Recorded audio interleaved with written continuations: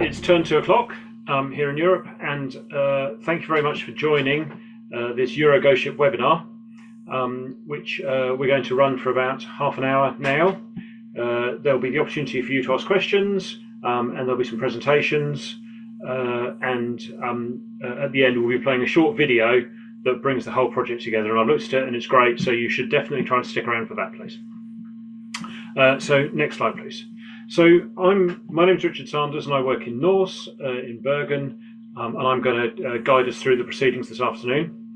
We've got three distinguished colleagues who are going to give us their perspectives on the project and tell you something about the results. That's Elaine McDonough, who's also at Norse, who's the project coordinator, Pascal Leminier from Brest, who led one of the key work packages in the project, and Emmanuel Samon from ICOS head office in Finland, who led another one of the key work packages. So they'll introduce themselves a bit more fully when their time comes in the course of the event. Next slide, please. So what we're going to do today is we're going to have a short overview from Elaine around what the project was set up to do, what it achieved, and where it's going next. Something around what we call the statement of requirements in the project from Pascal. She'll explain more fully what that is. And then Emmanuel's going to talk in more detail around where the project's going next, what different models of delivery there are. And then finally, and most importantly probably, there'll be a bit of Q&A. So the way that we plan to run this is to use the Q&A function in the web chat to take questions, and I'll try and group together similar questions and direct them to the right person. But we're hoping this will be a bit of a discussion and not just a one question backwards and forwards type event. If we can't manage to answer your questions, we'll try and pick up any key points after the event. We're videoing this, and I think I've said it all now. Yeah, when we get to the appropriate point, the Q&A function will come back on.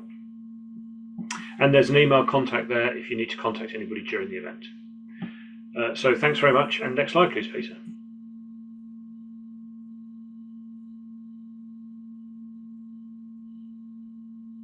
So Elaine, it's over to you.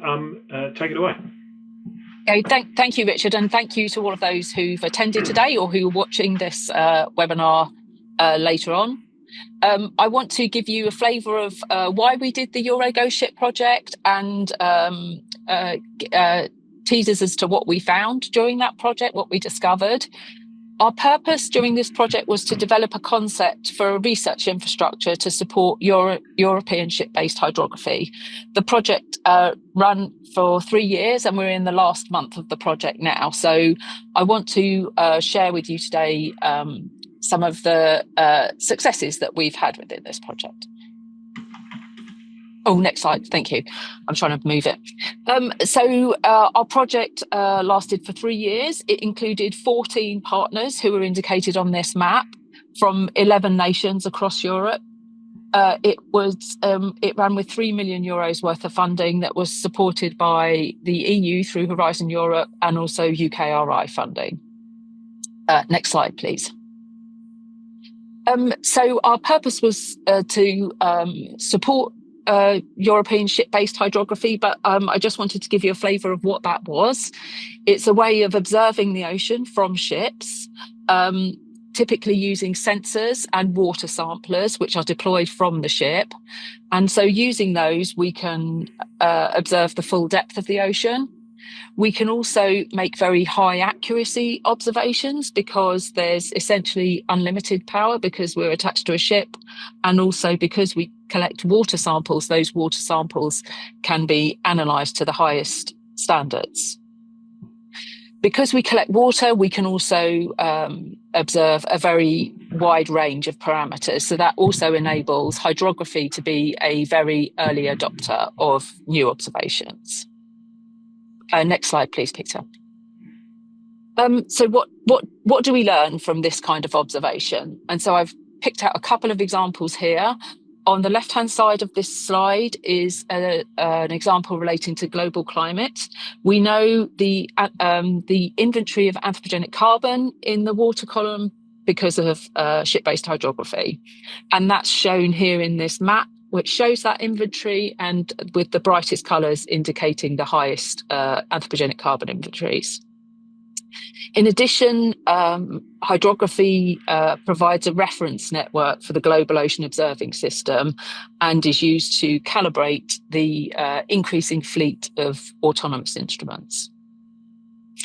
On the right-hand side is a more regional example, and here I've shown a picture relating to the trend detection time for nitrate, which indicates the time, here shown in years, that it takes to detect a trend in nitrate in the ocean that might be related to eutrophication, for instance. Within EuroGO-SHIP, what we've looked at is how that trend detection time is affected if we improve the quality of our observations by an amount that we think is reasonable using a research infrastructure. So the improvement in the quality of the observations that we can deliver. And we show that that trend detection time decreases with increasing data quality. Next slide, please, Peter. So this slide is to give you some information about the scale of European ship-based hydrography. So here, based on cruise summary reports that are submitted, we see that in the year of 2021, there were 583 cruises operated from European ships that included hydrography. These are shown in the heat map on the right-hand side. So the more red a square is, the more cruises there were in that square.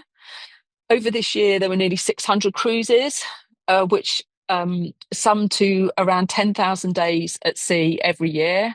And we estimated that to be equivalent to 100 million euros of national investment. So there's a substantial national investment.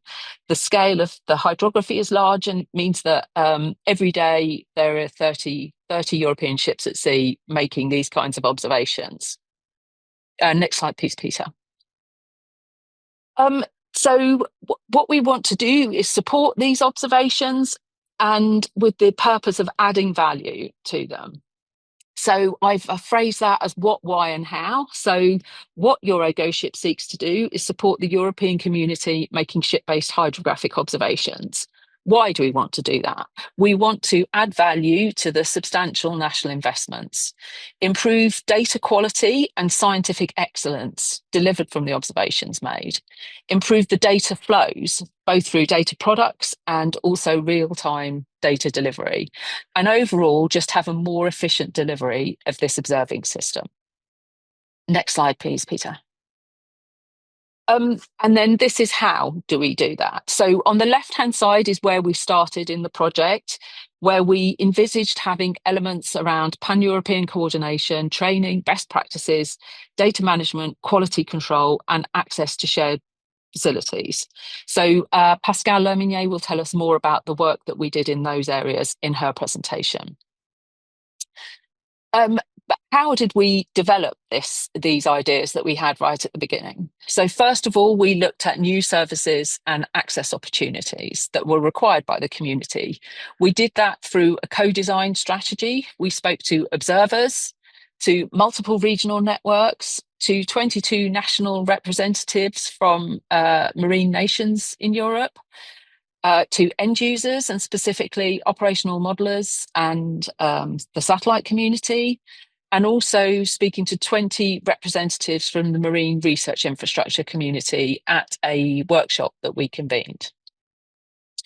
We've also set up expert groups for different parameters that can act as a foci of activity, and also worked on advocacy and advocating for ship-based hydrography. We have spoken more broadly to the research infrastructure community with a view to thinking about how we deliver these services. And Emmanuel will tell us more about that, together with planned or our thoughts on models for organisation, governance and finance. Next slide, please, Peter. So I just wanted to show this to show the scale of our consultations across Europe. And so the dark blue countries, nations are shown are those included in the consortium, and the lighter colours were those that we engaged or consulted with during our consultation. So we've essentially doubled the number of nations that we're talking to, and aim in the future to include all of the maritime nations in Europe. Next slide, please. So all of our thinking, or a lot of our thinking, is distilled in this EuroGO-SHIP value chain that we have developed and continue to work on. On the left-hand side is the headlines that are associated with our statement of requirement that Pascal will tell us more about. In the middle block of this are the activities that we think we need to be able to address this statement of requirement, and ultimately to support scientific excellence and value for customers on the right-hand side of this value chain. Next slide, please, Peter. So our ambition is to think about how EuroGO-SHIP, shown in the centre of this picture here, fits into the rich landscape of marine research infrastructures that already exist in Europe. And that has been an active part of what we've been doing and what we continue to do. Next slide, please. Okay, so I'll now hand over to Pascal Lominier, who will tell you more about the specific work we did in the project. Thank you. Thank you, Elaine. Good morning, everybody. I'm going to talk about the statement of requirements, something that most of us in EuroGO-SHIP worked over the 3 years of the project. Next slide, please. So the statement of requirements were defined by the core community to see the needs for the future EuroGO-SHIP research infrastructure. And it dealt mainly with the technical, operational, and strategic gaps.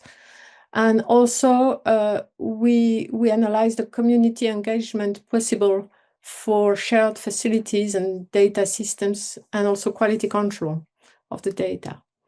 And based on this extensive work and of several work packages, we delivered a document of synthesis in the delivery 2.5.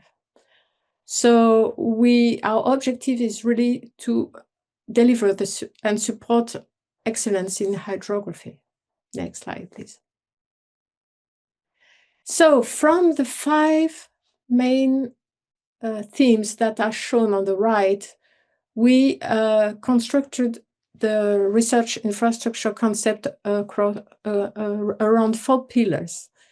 So the data flow and data life managements and requirements will be we'll deal with mainly with the data management, and also the central platform to coordinate the cruises. The quality and excellence will be addressed by the training program that we could organize, and also the standard operating procedures and best practices. The community engagement deals with the equipment tool, and also, again, the training program and the best practices. And finally, the administration and governance will ensure a good coordination between the cruises and the opening to a wider community of users to share the equipment. Thank you. Next slide. So in terms of, Elaine showed you the value chain for EuroGO-SHIP. Here is what we came from in the first place for the data. So contrary to the satellite oceanography, the ship-based hydrography is organized at the national level at the bottom.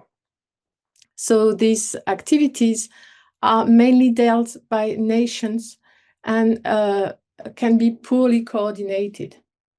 So the first step in the value chain is to qualify the data before being sent in near real time from the ship. And this can be done with a software or several softwares. And we improved one of those software to improve the data quality in near real time. Then a third step is to merge all the data in wider products in order to improve the uncertainty in the data And the example here is GLODAP. And then the fourth and top level are outside of the scope of EuroGO-SHIP, but are the results that can be expected. For example, data product from community users from this high quality data, and also products to inform policymakers. Next slide. So the achievement in EuroGO-SHIP have been many. For example, we created one life cycle cruise ID for each cruise from the planning, so that we can manage the metadata in coordination with the cruise summary report. We did some data flow mapping exercise to identify gaps, and we found some gaps, particularly in the near real-time data management. We shaped the ocean current data for SeaDataNet following the FAIR principles. We improved the software for a primary quality control for ship bottle data in particular. We improved the uncertainty estimates in the secondary quality control to improve the data quality again and assess the uncertainties. We wrote recommendations for data pathways, including, for example, creating a DOI as soon as data are acquired and sent in near real time. We promoted a modular and collaborative approach of best practices and standard operating procedures, and created experts groups and expect to coordinate this expert group with at a higher level like GOOS. We organized inter-comparison exercises to improve the quality of the data. We estimated the cost of training programs. We also analyzed the needs for the shared facilities and crucially for the certified reference material. And we mapped also the needs and the possible collaboration with other marine infrastructures, as said Ellen with the meeting we had. Next slide. So the challenges, which forms the vision for the EuroGO-SHIP, is to, in the future, to follow the evolution of the instruments and techniques and homogenize the way to process the data. It's to provide training, intercollaboration exercise, and experts. The challenge is also to promote and build a sustainable and resilient model for certified reference materials, which, as you know, are difficult to find and very expensive. We want to maintain and improve the data quality with the appropriate methods and softwares. We want also to contribute at the international level to the best practices and standard operating procedures. And we want to improve the visualization of the metadata landscape and the data pathways. We would like to provide services and promote equipment sharing for hydrographic cruises for countries that don't have the facilities. We want to facilitate international cooperation and participate actively to the global ocean observing system. And finally, we would like to provide an updated cost analysis for hydrographic cruises. Next slide, please. Thank you very much for your attention. And now I let Emmanuel Salmon presenting the scientific network. Thanks a lot, Pascal. My name is Emmanuel Salmon, as you said, and I'm with ICOS, the Integrated Carbon Observation System, which is a research infrastructure also active in the ocean domain for the measurement of carbon specifically. So next slide, please. You have understood that there has been a thorough work on analyzing the landscape as it is today, analyzing what is missing, where are the gaps and the needs of the hydrography community, and then define the services that should be delivered for this community. And the next question, of course, is how do you move from the situation which we have now, which is based on scientific networks, into something which is a research infrastructure? How do you create this creature that will provide the services? So, of course, when you talk about research infrastructures in Europe, there is one major actor which has shaped the landscape as we know it today, and that's ESFRI, the European Strategy Forum on Research Infrastructures. So we started from the definition they have of what a research infrastructure is. So you see this definition on the screen, and I have highlighted some of the keywords that for me, guide what a research infrastructure should be. So it should provide resources and services for the research communities. So this is exactly what Elaine and Pascal have presented to you. And of course, the eventual expectation is that this will achieve excellence in research and innovation for Europe. So the project has defined this set of crucial services that need to be provided. Pascal presented them to you. It has, it has also shown that there is a strong will of the scientific community to go towards the establishment of a research infrastructure. And the keywords I have highlighted on the bottom left are the ones that characterize for me research infrastructure. So that's about standardization, you've heard about that. That's about long-term operation, and that's about having a legal structure able to sustain the research infrastructure. Next, please. So what we did in the work package ICOS was leading was to compare the existing legal structures. And basically, there are two major ways of going towards a research infrastructure. The one is the ESFRI process. So going into the ESFRI call, the roadmap, the landscape analysis, the roadmap, and possibly establish an ERIC, a European Research Infrastructure Consortium, or an AISBL, that's also a possibility. So that's the Belgian Association Internationale Sans But Lucratif. And this can be also the choice if you don't go through the ESFRI process, which was the second opportunity. So we examined these different legal structures. We had a look at what the advantages and the disadvantages could be.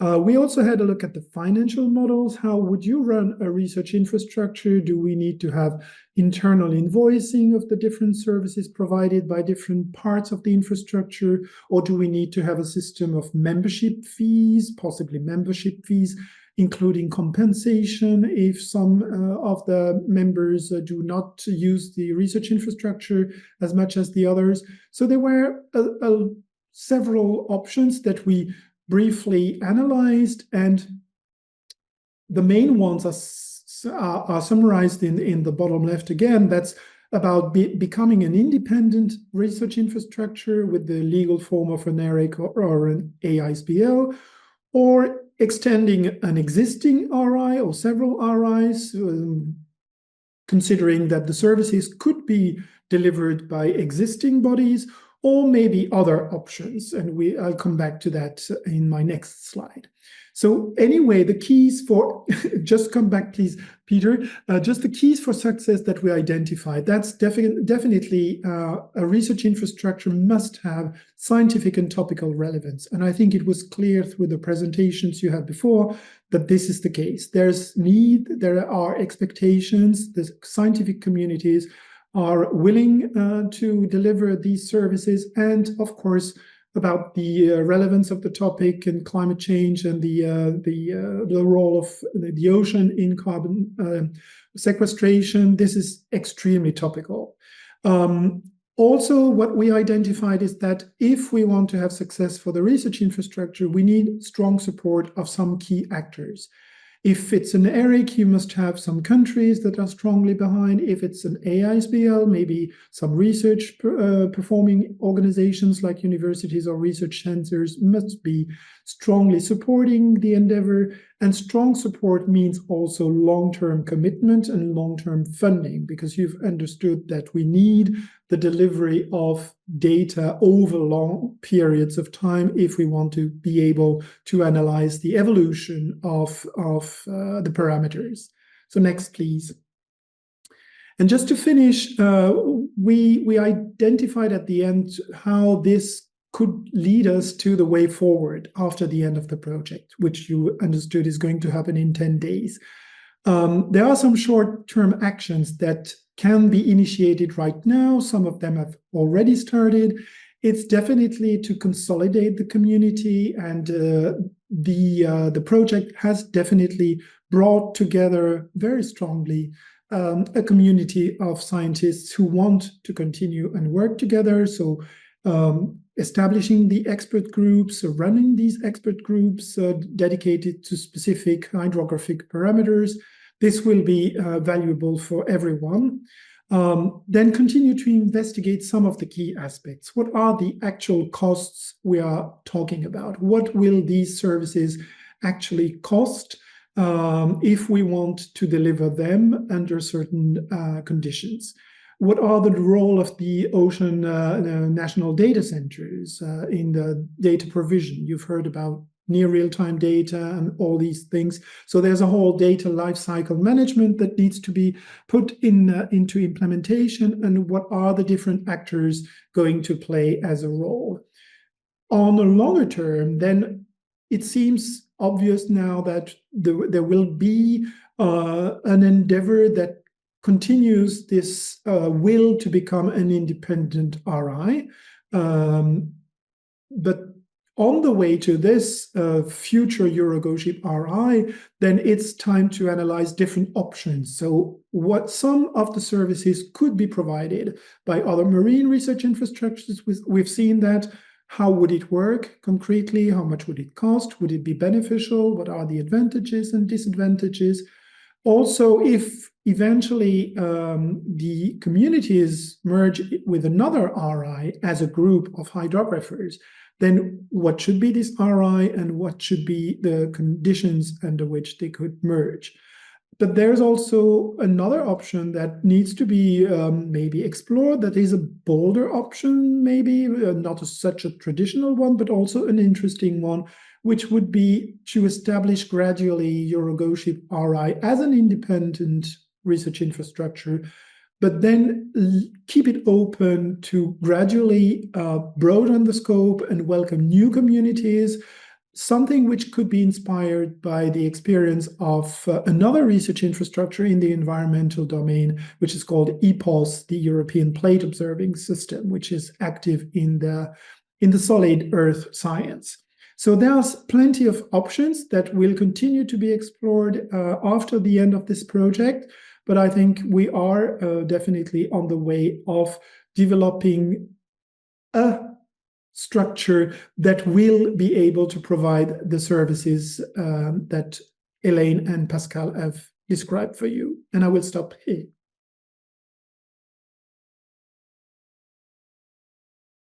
Right, I'll just turn myself back on again. Well, thank you to all the speakers. I really enjoyed it. I was in the project, but I learned things that I didn't know before we started, so that's great. I think the chat function is about to be enabled if it hasn't been. So do direct your questions into that, please, and I'll try and summarise them. As always, no question is too stupid, or no question is stupid at all. And this works best if we take your questions and discuss those. But I do have a few of my own just to get things going, obviously. I guess the first question that I have is, quite a lot of that was quite sort of theoretical and summarising things, and it's difficult to summarise the details in that sort of presentation. So for all the speakers, do you have one tangible thing that you really think came out of the project that will leave the hydrographic world a better place? I don't know who wants to take that. Maybe that's a Pascal question, because Pascal was kind of looking at the statement of requirements. Oh, that's a tough question, but oh, there were so many. So to have a better place, but this is all a matter of enhancing the collaborations between European countries and enhancing the homogeneity of the data we deliver. So do you think do you think that some of the things you did kind of delivered that the data was better as a result of you doing it? Sorry, I didn't understand quite well. So do you think that some of the activities that you did led to better data? Yes, I think so. Yes, we achieved already. I think, for example, the work that was done on GLODAP to estimate the uncertainties on bottle data parameters was very interesting and leads to a better assessment of the uncertainty, which is crucial for using the data later. And also the improvement of the first primary QC, which is available, and a Python software, which is available for everybody and easy to use. Oh, great. So we've actually got some tangible outputs from the project that will really make things better. And I think that these are summarized in some key exploitable results videos and fact sheets that are available for anybody to use and look at, that we'll publicize after this event. But both Elaine and Emmanuel have their hands up. So who wants to go first? So I'll go first, and I'll just as kind of specific examples that you asked for, Richard, I would say that during the project, our work on real-time data more than doubled the number of ships reporting real-time data onto WMO's GTS, Global Telecommunication System. So that's one very quantifiable change that happened. I would say another one, which was more which is less quantifiable but was very apparent, was that even talking amongst ourselves within the consortium, we noticed that once we started making these observations together, suddenly we were already kind of sharing best practice in a way that did improve our own observations. And I just think what we could do if we could roll that out to more and more nations, just to raise the bar. Yeah. So I'll stop there and let Emmanuel. Yeah, well, I will continue slightly on the same line, because what was obvious for me between the beginning and the end of the project is, even though most of these people know each other and they've worked together in different settings before, you see, my part was entitled From a Scientific Network into a Research Infrastructure. I think we have definitely left the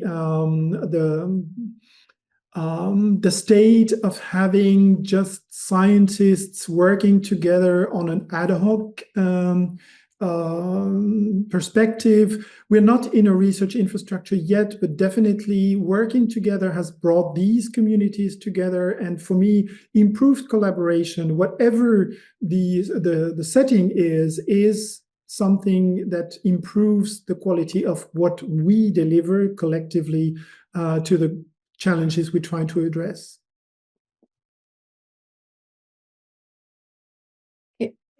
We should bottle that, Emmanuel, because that's just such a nice description of what we all hope to get out of research infrastructures of whatever flavour or sort they are.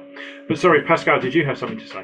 Yeah, I was just wanted to add that the improvement we've made in near real-time data is very temporary, because, as I said, the ships are run by by the nations, and so things keep moving, things keep evaluating. So we must be alert and check regularly if everything is going all right from the acquisition to the data center, and it's not just an answer like this forever. Yeah, things do change. So how would you do that, Pascal? I mean, what sort of activity would you see in another project that would really take it from being a one-off activity to a sort of continual improvement type activity? Maybe a random check from cruise to cruise to see if things are nothing is broken from the ship to the data center. And does it work now? No. Oh, so, well, Not yet. That's a very definite statement, and one that a future system can aspire to fix. So I'm wondering, am I seeing the Q&A proper? Here we are. there's actually a Q&A function that I've not found. So Martin Cramp from Ocean Ops is asking a question kind of along the same lines. Have we made data fairer as a result of doing this? I think it's a question. Go ahead, Elaine.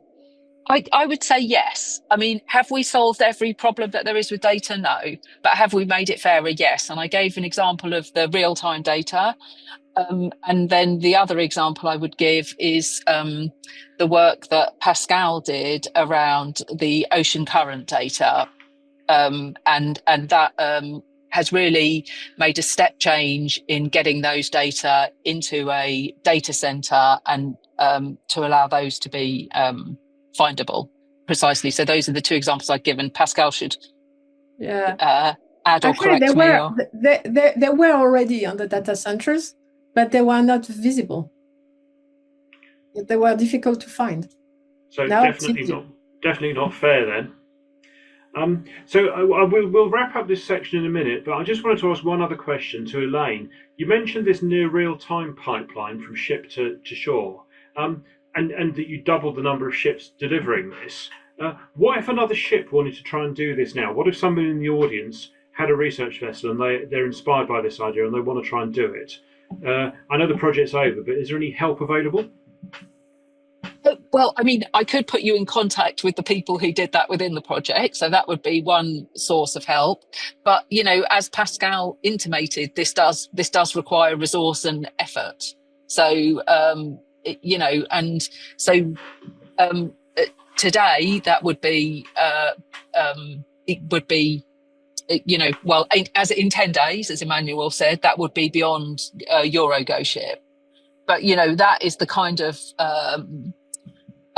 function that we would like any future activity to be able to resource. So for now, we might just say that we've got a toolbox that people can use to take their data more efficiently into the real-time system, and that has real tangible benefits.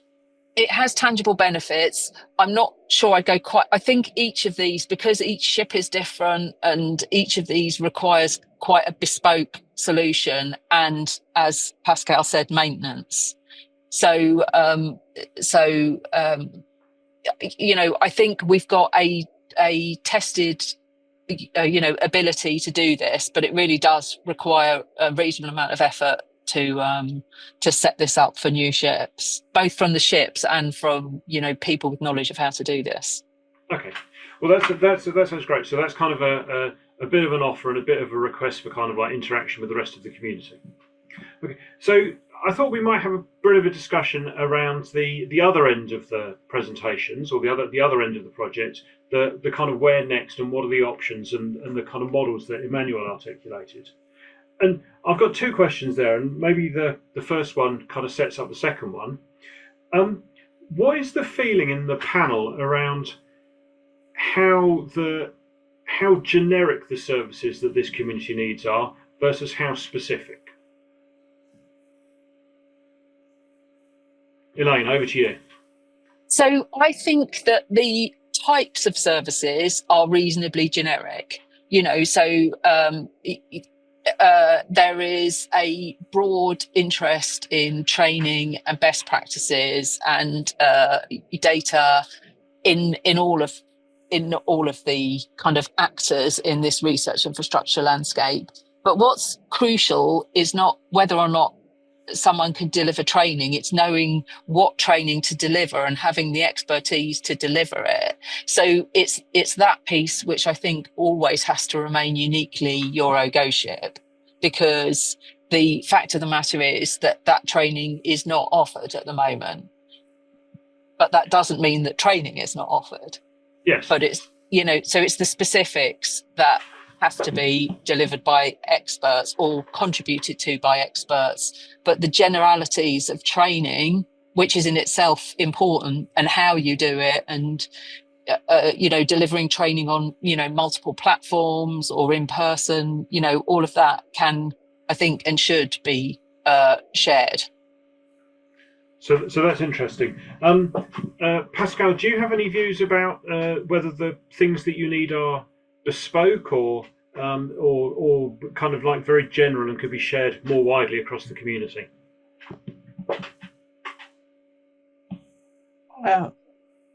Again, what's your question exactly? Well, I understand what you said, but what is the question? We want to share. That's the objective. Oh, great. So, but no, you're talking about like looking into data delivery from a cruise to a data center. Yeah. Is that a specifically EuroGO-SHIP thing, or a generic activity that everybody needs to do, and you could kind of share the expertise on how to do that? I think it's not really possible for multiple variables because they are analyzed on shore. Right. So those variables are out of the scope. Okay. But for the other parameters that can be sent in real time, it mainly deals with EuroGO-SHIP data, yes, because it's physical parameters and dissolved oxygen mainly. So again, a sense that the services that people need or that the users would benefit from are quite bespoke, but there are some common elements perhaps. So I guess having explored that question of uniqueness versus kind of commonness, this is a question for Emmanuel, I suppose. Emmanuel, do you think it's possible to devise a research infrastructure structure that can satisfy all of these requirements and deliver the sort of best of both worlds, both the collaboration and the bespoke services? Everything is possible. It depends on the amount of energy and resources you put in it, because you can also build extremely complex systems that do plenty of things, like Swiss knives, but maybe not as efficient as Swiss knives. I think what we hear is about services, but it's also about data. So the data is the gold of research infrastructures in the environmental domain, especially. I mean, if you have an observational research infrastructure, then you collect data that is extremely valuable. And on top of this data, you will build your services. The challenges that are associated to the data, how you treat it, how you collect it, how you analyze quality control, deliver near real time. This is something which is very common to most of the research infrastructures, whatever the way you use to collect the data. So this is something that could be shared or at least, shared in a way or another, or the expertise of doing that could be shared because this expertise already exists. Of course, you are measuring in very different environments compared to people working on volcanoes. You are measuring very different parameters that require different techniques, different reference materials. So this is all very specific.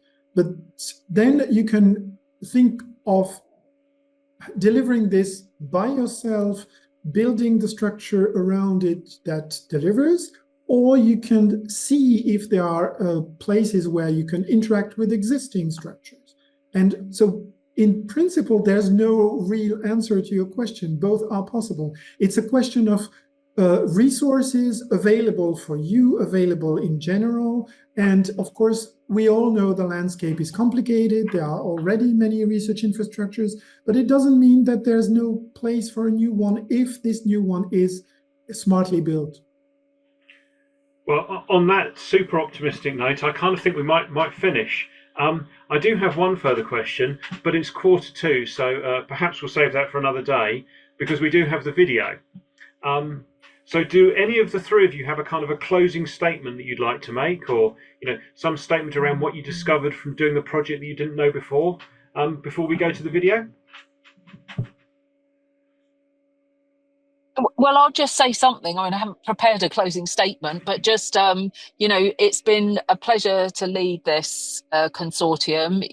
We've had kind of very great collaborators and within and without the project. And so it's kind of with some pride today that we give you this presentation, but also a little bit of sadness because this is ending this month.